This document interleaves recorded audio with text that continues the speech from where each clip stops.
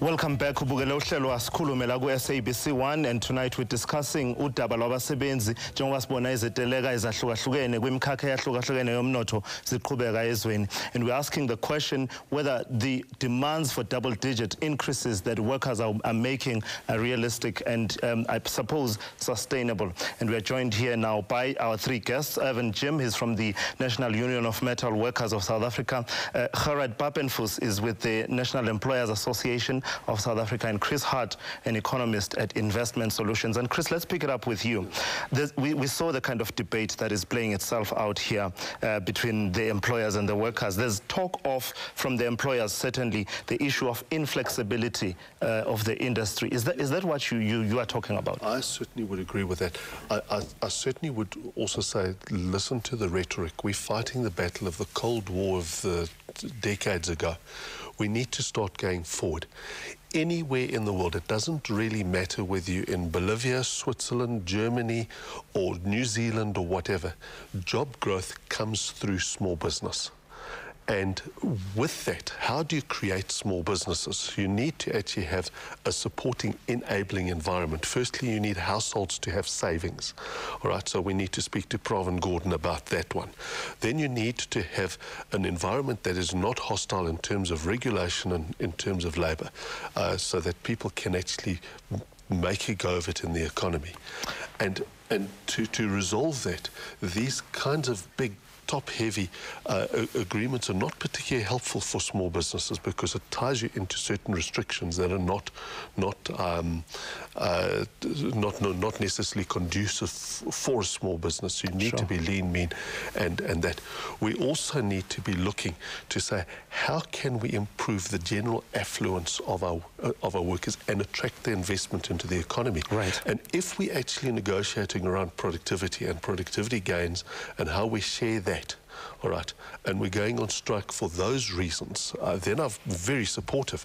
But at the end of the day, if workers are gaining through productivity gains, you will find that we'll get additional attraction, etc. But when it's just inflation plus with, nothing specific, what then happens is that labour becomes more and more expensive, and when the rand is strengthening against the dollar, right, US workers getting 0, we're getting 13 or 10 and strengthening, we really pricing ourselves out of the market. Right. Chris, hold it there. Let's go back. We want to go back to the Employers Association and the National Union of Metal Workers of South Africa to react and respond to what you are saying. Chris, with due respect, I mean, I respect your views, but I think one of the things that we can no longer run away from in this country is the reality of this country, that we have got an apartheid wage structure which has not been dealt with. And that apartheid wage structure takes place against a particular legacy, which was the legacy of the past, which has become continuous in our present, of a colonization of a special type, where a particular tiny minority in this country continues to die of overeating. This country has no shortage of wealth, whilst the bulk majority of the people of this country continue to languish in poverty, in unemployment. And I think the crisis, how we understand it, different to our friend from the employers, it's not a single thing of jobs. And by the way, we should answer this, that if he was stopping to run away from the rest of other employers, he would have understood that there is an industry policy forum that have been agreed to deal with the question of creating jobs in this country, where jointly NUMSA, together with employers, we're agreeing that we're on the one side on that particular question and we need to address it. But he's saying... Wait. Our problem is a problem of a triple crisis. A triple crisis of unemployment, poverty, inequality. And the statistics are frightening. I mean, about 65% of the population in this country live on less than 500 rand. About 12% of about 48% of the population live on 322. 10% of the population actually own the wealth of this particular country. And let's face it, the captains of industries, in fact, the gap between the ordinary workers and the CEOs is very huge. I mean, these guys are earning 1,728 times. Sure. as compared to an ordinary. Do you not agree then with what he's saying, that the demands that come with labor and some of the regulations make it very expensive to create jobs in this particular sector, that this is a very expensive sector? See, the problem with our own economists and analysts, when we, and it's not neutral, when we put on the table fundamental issues about what needs to be done in this country to create employment, because in this country, the unfortunate thing which we fail to address has been the transformation of minerals energy complex, which is mining, finance, and energy, which has been dominated by finance capital, in particular in this country. In this country, we've got a serious challenge of actually making sure that those particular minerals are actually beneficiated, they create employment, and who stand against that? It is the very same analysts who support the path that the country have adopted, where a country basically, the wheels of history have been held back by a macroeconomic framework which is not redistributive, which is a problem. When we say it is a problem to liberalize trade in the manner in which we have liberalized trade, especially now at the backdrop of global crisis of capitalism that have collapsed. By the way, it has collapsed when we were in the past 17 years. We were saying we need to ensure that we stop this thing of removal of exchange control.